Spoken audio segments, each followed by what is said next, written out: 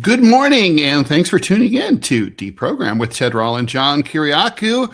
Over there, somewhere in place far, far away, is John Kiriakou to my I'm right. going to turn my. Let's see. It's evening in Dubai, on the 50th floor of the Jumeirah Emirates Towers Hotel, but it's been a good, fun day, and heading back home late tomorrow night.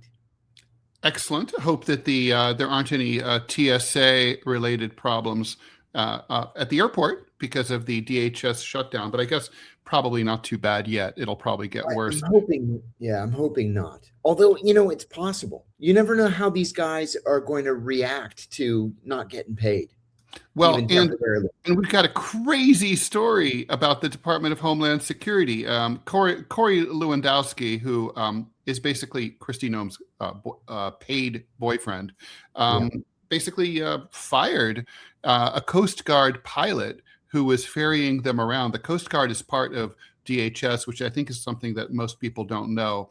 And anyway, she for the grave offense of leaving her blanket so that they could cozy under the blanket together on the plane. And then they realized there was no one to get them back home because, he was the pilot. So they rehired him. And apparently even the New York Post, which is, a right-wing paper, is reporting that Lewandowski and Kristi Noem are basically what have unleashed what they call a reign of terror over Department of Homeland Security. I could see that kind of thing also really pissing off the guys at TSA. Yeah, without a doubt. Even people inside the Trump administration, in senior positions in the Trump administration, dislike and resent Corey Lewandowski. They hate that this dude just has, authority for no reason other than he's sleeping with a cabinet secretary.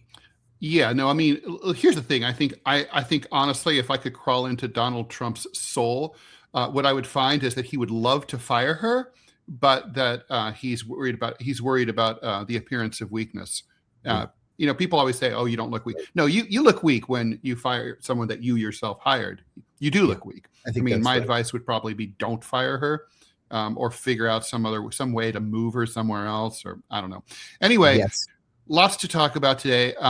We have two notable deaths, Robert Duvall and Jesse Jackson. We can talk about that if we want. Obviously, you're there close to the center of the action with this showdown in the Strait of Hormuz.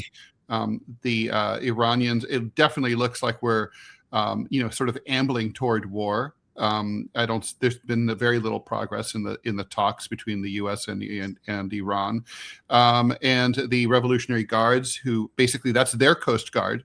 They're drilling in the Strait of Hormuz, and so the thought there is that their general mentality has been, if we're not allowed to export oil, you're not going to be allowed to export oil either. That's exactly what everybody's afraid of. This happened, as I'm sure you well remember. This happened in the 1980s. I do remember. And it was sort of escalated to the point where Ronald Reagan ordered the U.S. Navy to escort oil tankers through the Strait of Hormuz. It became very expensive. This was a program that went on for years. I'm watching CNN International now. I'm not watching it, but it's on next to me. And it's talking about what everybody here in Dubai was talking about today. And that is the fact that there is a second round of talks taking place right now as we speak in Geneva. Steve Witkoff and Jared Kushner are representing the United States. And after the first round, where both sides said that real progress was made, everybody that you talk to is hopeful that they can come to some sort of an agreement, because war benefits literally nobody in this situation. Well, I mean, playing the role in the same way that, like, the role that France is playing in the talks between the U.S. and Russia and Ukraine, Israel is playing in the role in the talks between the U.S. and Iran. Without Israel, I think, I would be more optimistic. But the Israelis really don't want there to be any deal. They want to continue this. They want this to go on. They want to bomb Iran. That's right. Last time they bombed Iran and the U.S. bombed Iran, they didn't really go after energy infrastructure, but they would like to do it this time. The Israelis wouldn't really have much to lose in that situation since they're not an oil-producing state.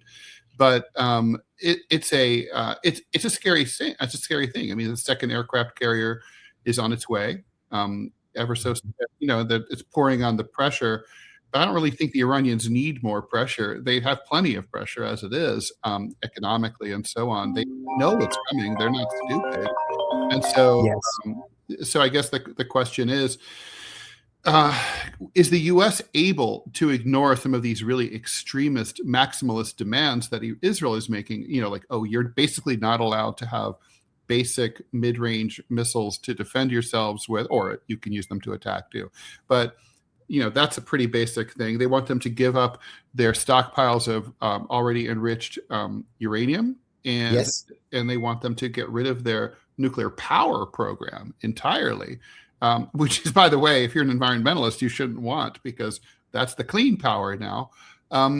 It would be nice to see a major oil producing country like Iran, dedicate more of its power consumption to nuclear.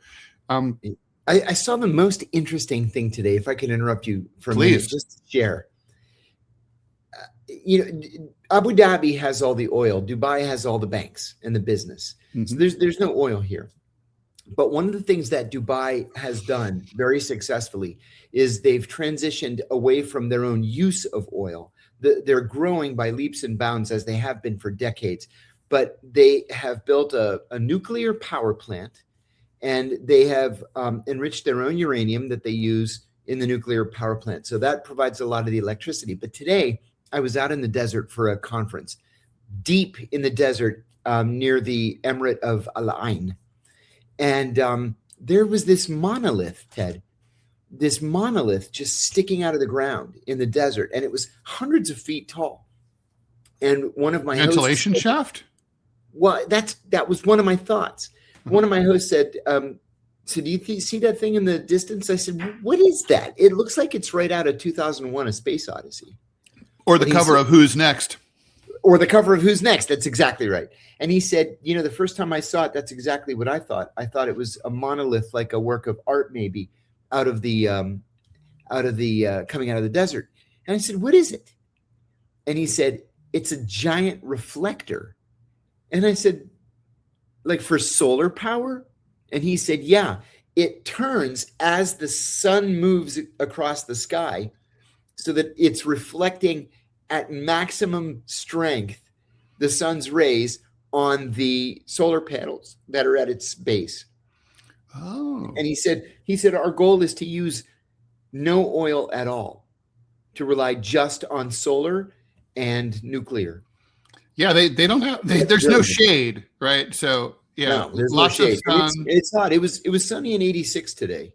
Yeah, so it's hot all the time. That's cool. I love that kind of thing. That's so cool. So I mean, I guess we can we can linger on this. I mean, so is the feeling there, John, that war is imminent or possible, or this we're looking at another series of exchanges of airstrikes between Israel and Iran?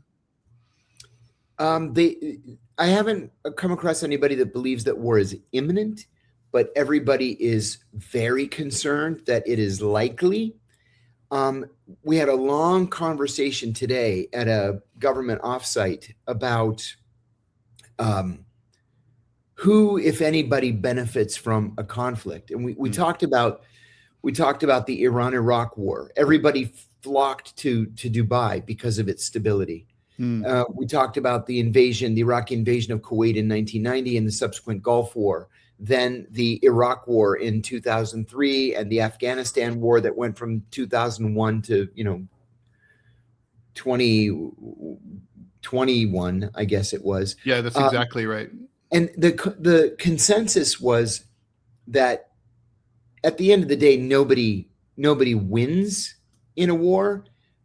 Dubai might marginally benefit by a war, but there are going to be deaths, probably lots of deaths, and so in the end, it's not something that anybody should be hoping for.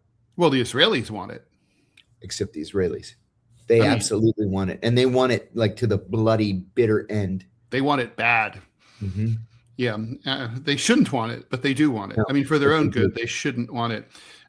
Let's pivot a little bit. There's this story in France that I wanted to talk about. There's this this is sort of setting the stage here.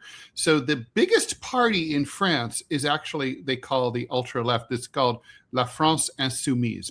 And basically, here, there's probably no equivalent. Here, it would be a radical communist party. In France, it's just sort of a liberal, it's a socialist party, basically. It's led by this guy, Jean-Luc Melenchon. And there was an incident in Lyon where a 23-year-old guy, Quentin Deranque, who is a right-wing extremist, I sort of compared him to Charlie Kirk, but he wasn't like he wasn't a person who spoke in public, but he was a right-wing extremist who was basically attending a protest, providing security for a right-wing protest against a left-wing event. He was set upon by about half a dozen goons wearing masks who beat him to death. And now the thing is, there's been no suspects arrested or identified. We don't know who was responsible. The justice minister, who's kind of a conservative, it jumped to the gun and immediately blamed La France Insoumise, the ultra left, as he called it, and said words kill. President Macron is calling for calm and patience, but meanwhile, Mélenchon was accused of not showing any regrets here. That's factually untrue. He issued a very strong declamation of what happened, denied any that the left had anything to do with it. There's something called the Jeune Garde, which is the young guard of the, which is basically kind of like harkens back to the 1920s and the kind of like the street fighting that happened between the far left and the far right in pre-Nazi Germany. And the Jeune Garde is sort of like part of La France Insoumise, like sort of left-wing shock troops. They're being accused of this. But to be clear, we don't have suspects. France is spinning out, and the right looks like they're trying to Charlie Kirk this guy, Quentin Deranque, and turn him into a martyr for the right, and basically to try to poison the well. It may well be true that the left was responsible. We just don't know. But it's very worrisome. And the presidential election is coming up next year. It's not going to be Macron is term limited out. France, which is always a bulwark of democracy, usually is really spinning out. Yeah. And I should point out one other thing. France just admitted, for the first time in my memory anyway, a U.S. political refugee, who was that? Political asylum. So he's a ethnic Russian who came to the United States illegally with his wife, was arrested by ICE, and he and his wife have spent the last year or so in ICE facilities. They applied for diplomatic asylum to over 100 countries. They heard back nothing from anyone except the French. And the French issued full diplomatic asylum to him, but the wife only got a laissez-passer, which is sort of like one step below, but basically, it's just travel documents. The Americans haven't honored that. He's been released, and he's expressing his gratitude. But that's a big statement for a close U.S. ally. Huge. But you know what, though?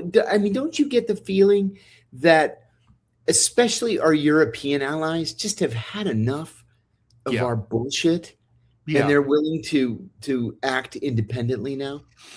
100%. I mean, the Canadian Prime Minister kind of spoke for them all recently, and the thing is, look, it's now that it's happening. But Trump is just basically the shit cherry on the pot. I mean, the U.S. has been annoying and brutish to them for a long time, and they've just viewed it like they've had it, just like you said, John. They've had it with us. Yeah. Hey, I want to apologize for my camera. This is not my new camera. This is just my laptop because I happen to be at the hotel, and so it looks absolutely terrible. But I did buy a new computer. It is so advanced, I had to have it custom made. I picked it up the day that I left, and as soon as I get home, I'm going to set it all up, and you'll be able to at least see me in a not John, fuzzy. you'll have to send me the specs for that because I'm in the market for a new computer. You got it. So, okay. You thank got you. it. It took Apple 3 weeks to make it and finally send it. No way. That's I had cool. to go to the Apple store and pick it up. Wow, I like it. Okay, well, let's do some questions. And thanks, everyone. Please like, follow, and share the show. Oh, before we do that, let's go ahead and bring in producer Robbie West. He has some things he needs to talk to us about. Robbie, thanks for keeping us informed. This will be short, sweet, and to the point. Apologize for my voice. At least I can talk a little bit now. It's there. You don't have measles, do you? No. And I've been tickling tonsils. Reasonable either, question. so. Anyway. Oh, yeah. No, for sure. Just real quick. With John's account over on Rumble, we are going to be bringing over all of his podcast appearances, all of his shows. Unfortunately, this will be a Rumble exclusive. The reason is that YouTube will punish you if they call it duplicate content. So even though he appears on a show, YouTube will hammer his YouTube channel, even though he's actually there. Rumble does not have that constraint, so we are going to be building a library. So if you are a fan of John Kiriakou, then instead of having to scour the interwebs, you will be able to start finding all of his appearances in one place on Rumble, and that's going to happen. Just to search for John Kiriakou, and he will pop up, and yours truly will be building that starting today. Thank you, Robbie. Thank you. I'll tell you what. Just the last couple of weeks, I couldn't have gotten any of this stuff done without Robbie. Robbie's been sick. He's been distracted, with life, and still he's gone out and done it. So thank you, Robbie. Okay. Happy to do it. All right. Is that it, Robbie? Yep, that's it. Okay. Let me know when we have an ad. We got an ad. Just popped up. Okay. Please put it up. Okay. And we'll take a question in the meantime. Okay. So, let's go. Let's hit go and.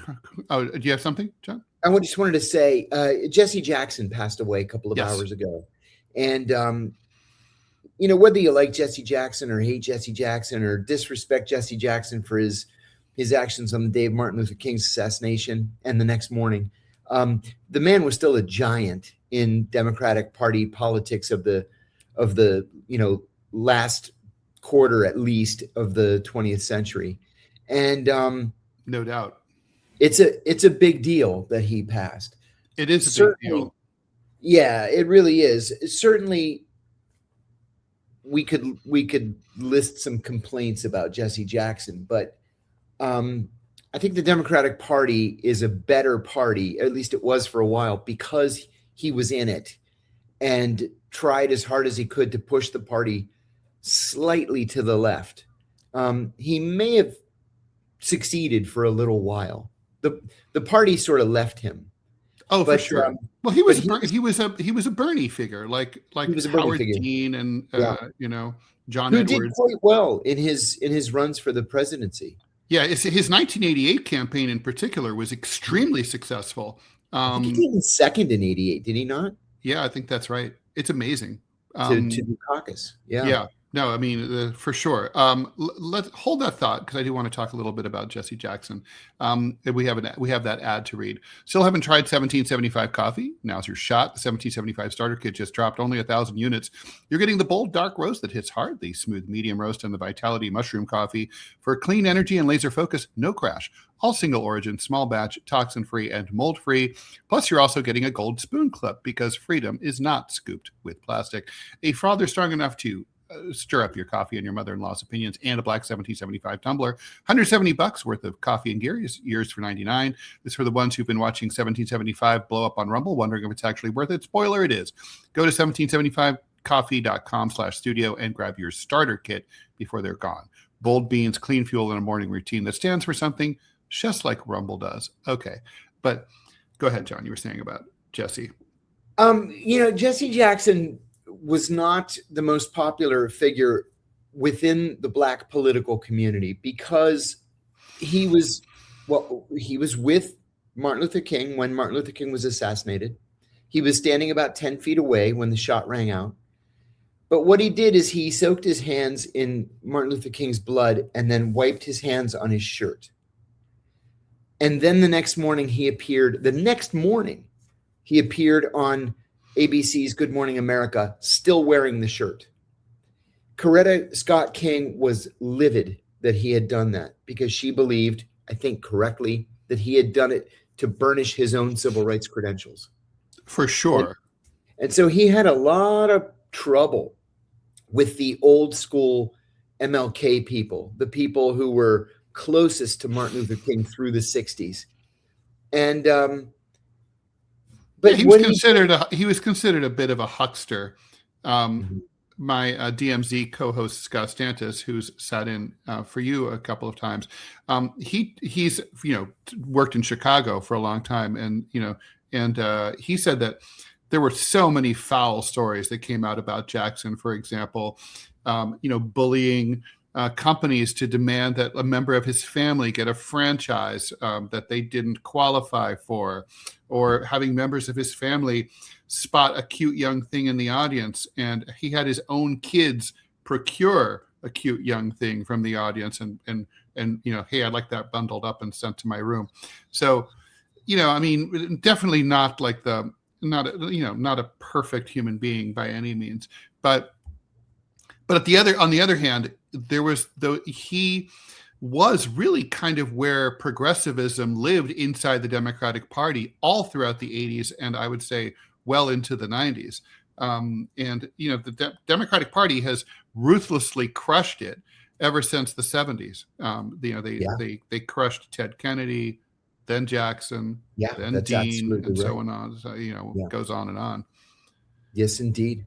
He's a really important figure, and obviously, it's just his third party runs are really where it's at. A Rainbow Push coalition, I'm not sure how much good they ever did. Yeah, I agree. I don't think that they ever really amounted to anything outside the city of Chicago, but he tried hard to remain relevant for a very long time. A very long time. Yeah. And then you want to talk about, should we mention Robert Duvall? I mean, who is I feel so bad about that. One of our great actors. Yeah, I feel very bad about the death of Robert Duvall. I mean, the guy was 94 years old, but Ted, I did not have any idea that he lived in Northern Virginia. Oh, 30 minutes from my house. I would not have known. Apparently, he was a very cranky, easily angered fellow. Who basically did not suffer fools gladly, or maybe even people who weren't fools. But who cares about that? I mean, the point is he was an incredibly versatile, very wry actor, right? Like he always had this droll kind of vibe. And, he's kind of like the consummate, perfect supporting actor. Like, I felt like his lead roles were never that great, like in The Apostle. But even though he was nominated for an Oscar for that, but I felt like, God, the other stuff is unimpeachable. Yeah, I couldn't agree more. And I had forgotten until I read the obituary that he played Boo Radley in To Kill a Mockingbird. That's how he got his really first big break. And then Harper Lee actually sent him a telegram that just said, "Hello, Boo." And it was the only contact that they ever had. That's really funny. God, I wonder if there's ever been any piece of American pop culture that's generated more spin-off references than To Kill a Mockingbird. The Boo Radleys were a band. I mean, there's so much stuff like that. Well, rest in peace, Robert Duvall. He was actually 95. So it was a long life, and by all accounts, a good one. Okay, let's do some more. Let's do some questions. Okay, Sneaker Dad. I bought 3 leper colony coins last weekend. They're from Colombia. I was told the ones from China are more expensive. That's a callback to something. Who did we mention? Oh, was that you, John? That you mentioned the leper colony coins? Oh yes, we did talk about the leprechaun. No, it was not me. It was one of our viewers who talked about them. And then while we were on the air, I looked on eBay, and sure enough, there they were. They're cool. Yeah, that is cool. Colin Blake. Good morning to both of us. John, can you give advice on how you approach learning a foreign language? I was informed Arabic is one of the most difficult languages to learn. Yeah, it is. It's one of the most difficult languages to learn. The CIA, knowing that it's one of the most difficult languages to learn, demanded immersion, total, complete immersion. And so we were in Arabic from 8 to 4:30 every day, Monday through Friday, with a 1 hour break for lunch. But I went beyond that. I would get into the classroom at 5 a.m. and put on a pot of coffee. I would study until 7. I would have a private tutorial from 7 to 8, and then go from 8 to 4:30. So I was 11 and a half hours of Arabic a day, nothing but Arabic. We were not permitted to speak at all in English after just the second week. And if that meant you had to use, hand signals, you used hand signals.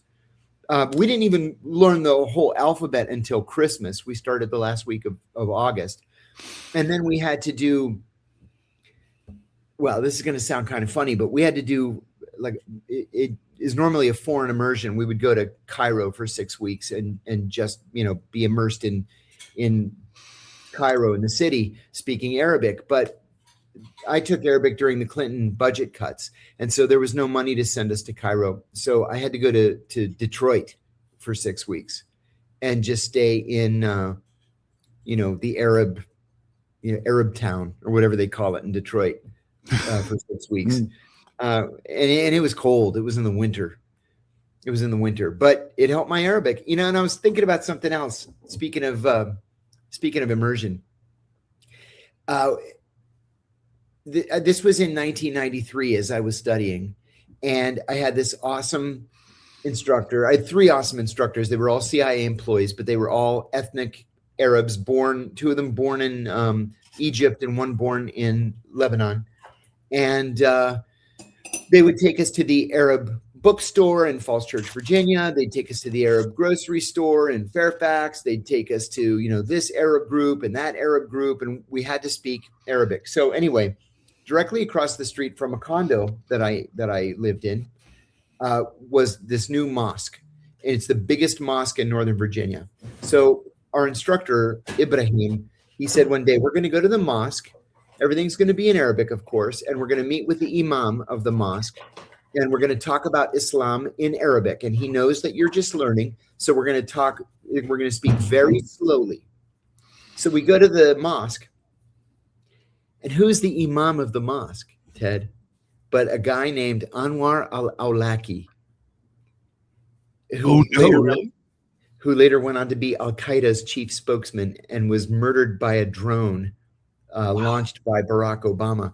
So what was he like? Later, I was the only person that was still in the CIA when we killed Al-Awlaki. So forgive me, that was still in the area when we killed Al-Awlaki. So when I was at the Senate Foreign Relations Committee, I went to Yemen. That's when we killed him. This was 2 weeks before we killed him. And I was meeting with the FBI, the legal attaché at the American Embassy in Sana'a. And he said, I went in and I said, hi, I'm John Kiriakou. And he said, right, you're John Kiriakou, born August 9th, 1964, Sharon, Pennsylvania. You graduated from Newcastle High School, Newcastle, Pennsylvania, June of 1982. You joined the CIA, blah, blah, blah, blah, blah. He had my whole life. And I was like, very funny. And he said, you're going to do me a favor. And I said, oh, yeah, what's that? He said, I'm going to give you a classified briefing, which I've been specifically instructed not to do. And in exchange, when you go back to Washington, you're going to get me 2 assistant slots here in the embassy. I said, okay, that's a deal. I can find 2 assistant slots for you, the budget for it. So he gives me this classified briefing. It was about Al-Awlaki. And he said, you're the only person still in government who has ever met Al-Awlaki. So we want to debrief you. I said, come on, man. I said, that was 20 years ago. I don't remember anything about Al-Awlaki. It was 18 years ago. I don't remember anything about Al-Awlaki. And he said, we just want to get your recollections, what kind of person he is to talk to. I said, what are you going to do? You're going to approach him? You can't find him. You don't even know what country he's in. And he said to me, I'll never forget it. He said, we know his location within 3 feet. Oh, man. And I said, oh, shit. And then they droned him 2 weeks later. Why'd they care about his personality if they're just going to blow up his personality? I think the speculation in my mind was that there was an argument between the CIA, which wanted to drone him, and the FBI, which wanted to try to recruit him.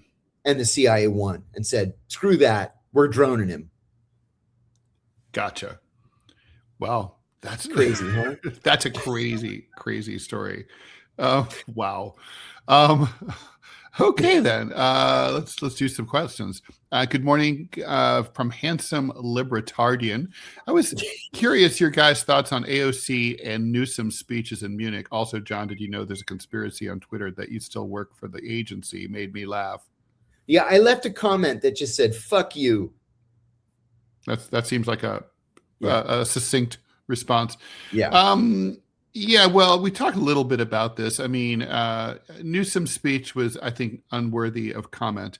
AOC's speech was surprisingly babbly and incompetent. I mean, she's not a dumb person, Ted, but she obviously doesn't know what the fuck she's talking about. See, and that's the issue, because that's how it sounded to me.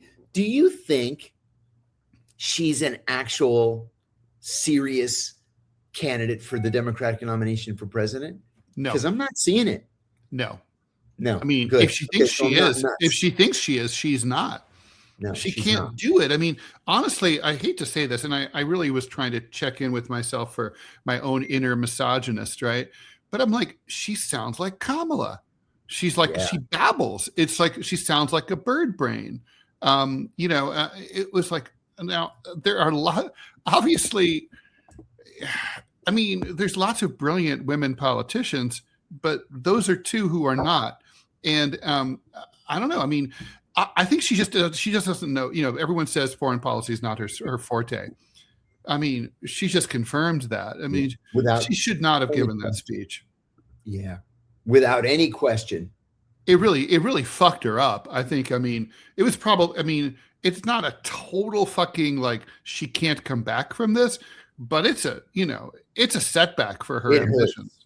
Yeah, it hurts. And the thing is when you're playing at that level, that high level of politics, the funniest things, the smallest things, or the apparently smallest things, will do the most damage. Do you remember? I remember in 1984, there was a commercial that Gary Hart was running against Walter Mondale when they were running against each other for the Democratic presidential nomination. And there was some sort of minor factual error in it. And Hart said, we're going to pull the ad. And then they didn't pull it for 2 days. And I remember on the news, commentators saying, this is a grave error, a grave miscalculation on the part of the Gary Hart campaign. And I remember thinking, why? They let this stupid ad go for 2 extra days. It turned out to do serious damage to the Hart campaign. Yeah. He wasn't a man of his word. He didn't have control over his own people. His people are morons because they knew that this was untrue and they ran it anyway. So you never know what little issue is going to take root and really cause people to second guess possible candidacies. I think this is one of those situations. Well, I think that what happened here, to your point, John, is that it had never crossed anyone's mind to ask, hey, how's AOC on foreign policy? No, yes. It just never came up. And so she decided to basically answer a question that hadn't been asked yet. But then that prompted like, well, this is a question we should be asking. And now you've answered it poorly. Yes, I think you hit it on the head. And so, it's kind of like, I mean, I would have assumed, I mean, seriously, if you had said, oh, AOC is giving a speech, let's watch it tomorrow. Let me know what you think. I would have not anticipated that she would fuck up. I would have, No, because she's smart. She's smart. But when you're playing the game at those rarefied levels, you fall. And she's not that well educated on these points, obviously. No, it would be like me giving a speech about economics. What the heck do I know about economics? Everybody's got weaknesses, and I think it's important to know that. What baffles me, John, is why. I mean, she's reading a speech. Why didn't she have a staffer who was knowledgeable on this stuff? Seriously, write a better speech. That's right. Exactly right. Question for you, John, from Kodarak. China has had spectacular public espionage successes against us. Are we giving as good as we get, maybe privately? Yeah. How should I say this without getting myself in trouble? We've had success against the Chinese. We have for many years. So this is a game that is played well on both sides. The Chinese, if you look at Americans arrested for passing information to the Chinese, the last like 3 or 4 people have been people without access to really the most sensitive information. They're, think tank people, or, people married to people who might have access, or it's not the Aldrich Ameses, or Harold Nicholsons of the world. On the other hand, you don't hear about Americans getting arrested by the Chinese, and I think it's because the tradecraft is better. Thanks for the dollar from Ray, asking for my favorite song by the punk band The Exploited. Fuck the System is mine. For me, I'd have to go Troops of Tomorrow, probably, or Punk's Not Dead. Can't go without Punk's Not Dead. Okay, let's see.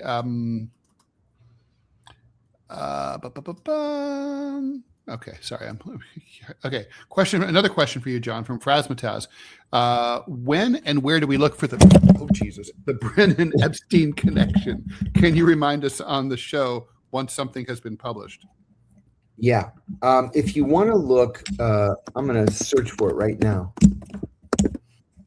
If you want to look at the emails themselves, go to, it's easy, www.justice.gov/Epstein. And they've set it up as a search engine. So you can just go right in and see the raw documents. So you go in there. What I did was I just went to that website and I typed in John Brennan, and up popped the emails between Epstein and Catherine Remler, the former White House counsel, who lost her job a couple of days ago because of her ties to Epstein. So yeah, you can search them independently. I got a call from Tucker Carlson yesterday saying that he's preparing a deep dive into these Epstein files. And did I want to talk about them? And I said, I didn't feel like I was qualified, but I recommended a friend of mine who has been just living and breathing Epstein documents for the last 2 or 3 weeks. So there's going to be a lot of good analysis coming out in the next few weeks. Well, that's by the way, demurring like that is the kind of thing AOC should have done. Right. Yeah. Speaking of Epstein, so 3.5 million documents out of a total of 6 million have been released. There's no sign that the administration ever intends to release more. Many of the 3.5 million have been redacted, but I'm going to skip that topic. Why is there? This is a law, right? It's not an executive order. It's not a policy.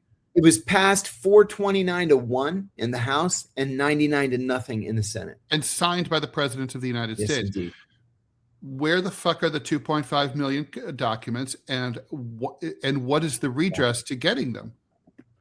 Well, the documents are, according to Pam Bondi, not to be forthcoming. She just decided that's a violation of the law. That is a violation of the law, and she should be held in contempt of Congress. She likely will not be. But by all accounts, there are another 3 million or so documents that are still in the DOJ system that she is compelled by law to release, and she is not. Yes, there's no leeway in that law that says all of the ones except the ones I don't want to release. All is all. Philip Blair asking, is someone trying to incite a years of lead in France? The years of lead is Italy in the 60s and 70s when there was a lot of political violence. I mean, I don't know if anyone's trying to incite it, but right now I feel like the the justice minister is behaving very rashly. Macron's acting like an adult and trying not to incite, but they're trying to turn this Deranque guy into a Charlie Kirk. They're trying to make hay out of it and say that like the left is inherently murderous. And I mean, in France, as here, political violence is usually a right-wing thing.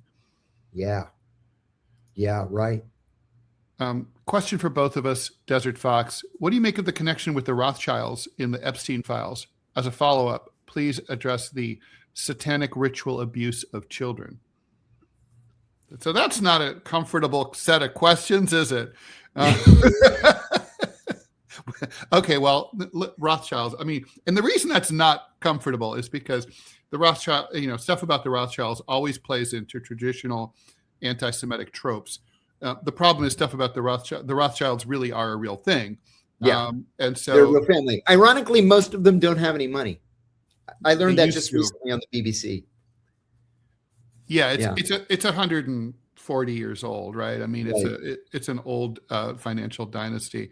As for the satanic ritual abuse of children, I'm not okay. I need someone who lives and breathes the Epstein files.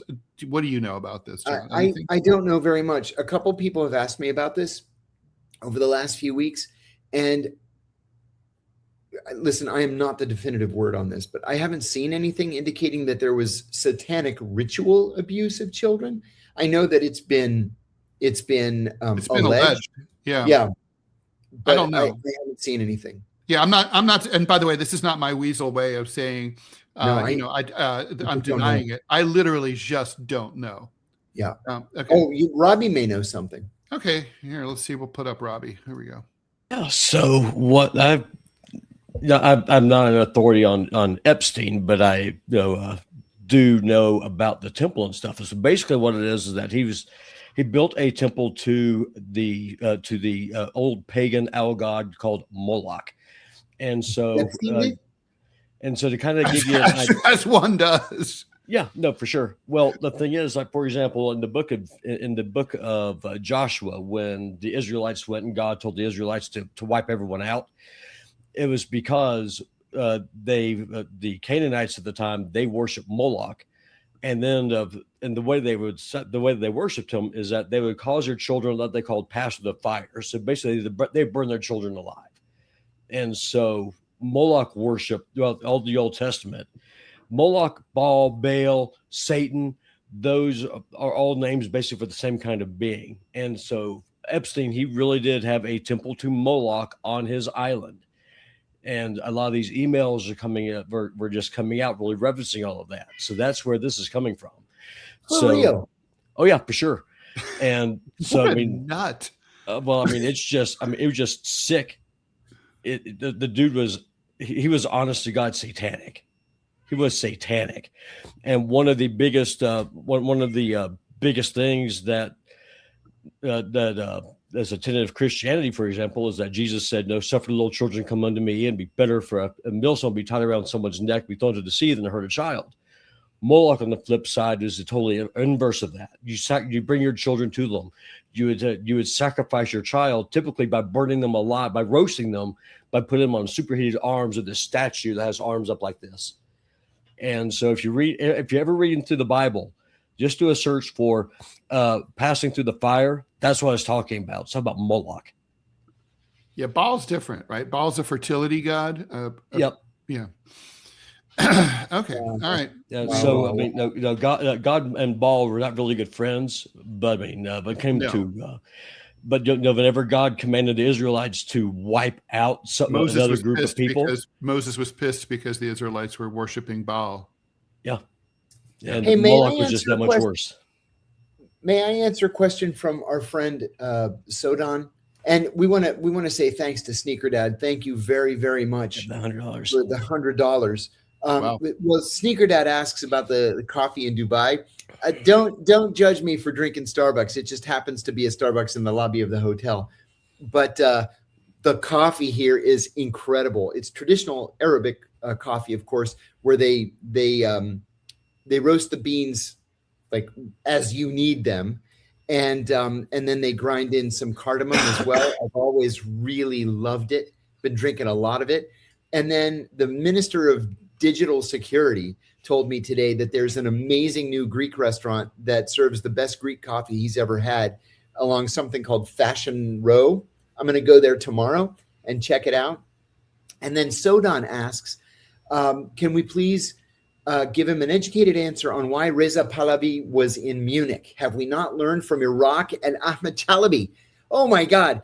That was exactly what I thought when I saw the news that Reza Pahlavi was in Munich. First of all, I'm surprised that he could find his way to Munich without assistance. Secondly, we should not judge his popularity based on what we saw in Munich. The crowds in Munich were huge by Iranian standards, maybe as many as 20,000 people. Reza Pahlavi is an idiot. I was speaking today with people here in Dubai who are... Yeah, he's the pretender to the throne of Iran. He's the pretender, yeah. They're very well informed on these issues, and multiple people came up to me and said, the U.S. can't really be serious about Reza Pahlavi, right? And I said, no. And then I said what I always say. But they always do stupid shit like this. Yeah, we do. I said what I always say, that if he were to return to Iran, he would not survive the walk from the airplane to the terminal. And then the person I was speaking with said, they'll blow up the plane before it lands in Tehran. Probably. I said, yeah, right. Reza Pahlavi's not gonna go back to Iraq. And I'll tell you another thing. Most Iranians who even are supporters of the former royal family will say that Reza's younger brother was the brains of the family and that he might have actually become a good leader. But he committed suicide in Boston. Why? Because his older brother slept with his wife. Oh, man. So Reza Pahlavi is not the kind of guy you want to be the moral leader of your country. Lovely family.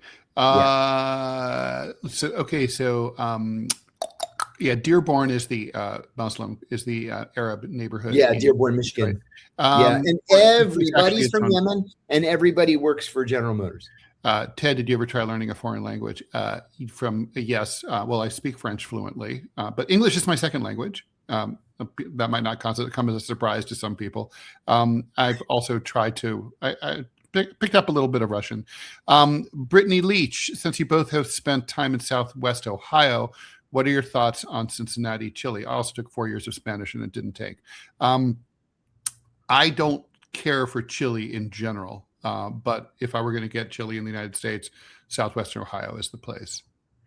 Listen, chili, as specifically Cincinnati chili, was invented by a Greek. Documented. Really? Oh, yeah. Well documented. He first moved to Brooklyn when he emigrated, and then from Brooklyn to Cincinnati. And he started experimenting with chili in Brooklyn, took his experimental chili with him to Cincinnati, and it just exploded in popularity. I like chili, all kinds of chili, any kind of chili. Turkey, white bean, makes no difference to me. I like all chili. I like Cincinnati chili very much. Although not Gold Star chili. I don't like Gold Star. It's not good. Not Skyline? Skyline's way, way better. Yes. I like it. One Kyle, thanks for the $10. How come when Russia bans Telegram and WhatsApp for breaking Russian data laws, the U.S. media considers it oppression, but when the U.S. wants to ban TikTok for data concerns, it's perfectly fine? I feel like that's a question that answers itself. There it is. We're such hypocrites. Yeah. That's pretty much it. Dirty Pest 44. Love your moniker. Morning, guys. Love all you do. And John, praying you get pardoned until it happens. History question. Do you two believe Hitler died in the bunker? Apparently, we spent millions tracking him after the war. I 100% believe that he died in the bunker because the Russians recovered bits and pieces of what was left and took them to Moscow, and they were eventually later tested, and that's all been verified. In fact, there are many stories about successive directors of the KGB who kept Hitler's skull on their desks as a souvenir, as recently as 1979. Yeah, I think it's I know there were all those stories in the 70s that like Hitler was driving a cab in Buenos Aires or whatever, right. But there was even a Simpsons episode about it where Bart was playing with the phone and he was calling just random numbers in the Southern Hemisphere to ask if when they flushed the toilet, if the water went the opposite direction. And he just random dialed an elderly Adolf Hitler as he was trying to get to his car. And Oh, I remember that. When Hitler finally answered the phone, Bart hung up, and Hitler was frustrated that he had missed the call. And a guy riding by on a bicycle says, "Buenos dias, mein Führer." And Hitler says, "Ja, buenos dias." Sky B, a little late today, but have you guys covered that Gallup is no longer tracking presidential approval ratings? Yes. And it's probably because the Trumps are low, and that they were threatened by the Republican Party that they would lose all of their gigs doing polls for the Republican Party.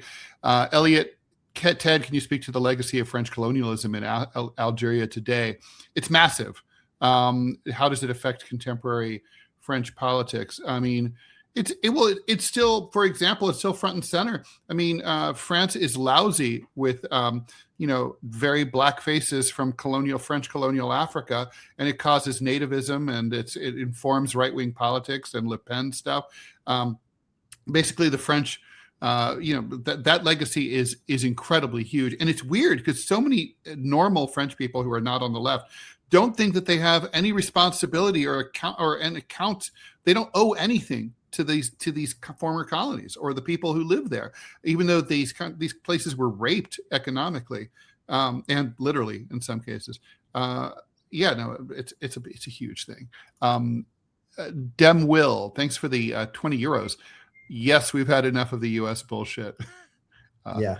John from Maximum Effort, I've been looking for your previous appearance on the Sean Ryan show. It seems the episode has been pulled. Do you know if that's true or not? And then we got I've heard that a couple of times, which is funny because I'm still in touch with the producer like on a regular basis. She just emailed me like yesterday or the day before yesterday.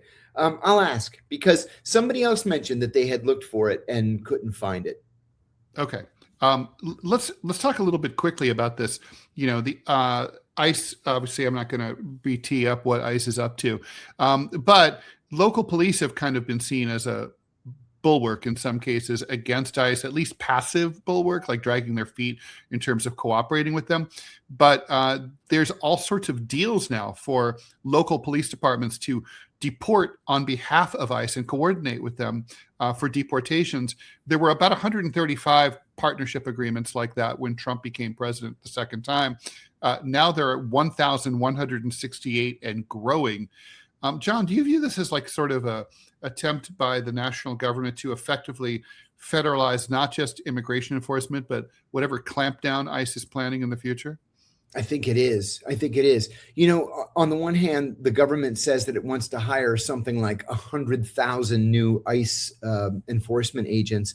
It can't do that. It needs congressional authority and approval to do that. You need a congressional appropriation. It ain't coming. And the Democrats are going to win at least the House in November. And so the next best thing is to second local police departments. Deputize the locals. And today in the Washington Post, there was a feature story on Abigail Spanberger, the new centrist Democratic governor of Virginia. Literally the very first thing she did on the day that she took the oath of office was to sign an executive order forbidding any Virginia police departments from cooperating with ICE on enforcement issues. God bless her for that. Yeah. Saved by grace. Let's get through our questions as quickly as we have with the minutes we have left. Do you believe the U.S. is about to be attacked by sleeper cells in over 30 cities, hospitals, hotels, etc.? No. I've heard this a number of times. Not seeing it. Okay, let's go quickly here. Duvall played Robert E. Lee, another Virginian. Mike Nottingham. His mother was a descendant of Robert E. Lee. Oh, Mike in Nottingham, John's friend, is asking, does the CIA have a union? The cops in the UK are forbidden to have one. And I was wondering if it's the same thing with the CIA. Good question. No, the State Department Foreign Service has a union, interestingly enough. Not that it could do anything. You can't go on strike. The diplomats are on strike. That should be. CIA, though, has no. By the way, you can't really call yourself a free country if you can't withhold your labor. That's we've been keeping up with Cuba. I called some of my contacts in the Cuban military, and they said if the U.S. comes to Cuba, they're not fighting for Cuba; they would fight for the USA. I'm in pretty regular touch with a Cuban official in the Ministry of Culture, and I emailed him last week to ask him what the heck is going on out there. And he said, well, we've been in these situations before. We just have to take it as it comes. That's pretty optimistic. Pink Lady Apples, question for both of us. We know the government can spy on any of us, but do they actually watch boring everyday people like me? Haha. Do they listen through my TV? No, they don't listen. They watch. Yeah, and they listen. What they do, it's not necessarily a human being that is watching you. It's the giant Cray computers that NSA employs, and so yeah, they're listening to our phones, and they're reading our text messages and our emails, and they're just saving all that data just in case. And that was true in 2011. The data that Snowden released in 2013. So the technology is 15 years later now. Let's see, something for me here. Ted, I already answered that. Wasn't Jackson dealing drugs at one point? I haven't heard that. Sir Bikes a lot, thanks for the buck. Have we seen the Obama library? It looks to me like a prison where hope and change and BLM got locked up. I think this might be last, and we'll leave this with you, John. From Ray, did you hear about the U.S. deal with the Armenians about leasing 40 miles of southern border for 99 years, cutting off the Silk Road? Also, U.S. building nuclear plants for AI centers there. Yeah, and I think that's why the Armenians didn't object earlier this week when J.D. Vance went to Azerbaijan, and it was to improve relations with Azerbaijan to use them against the Iranians.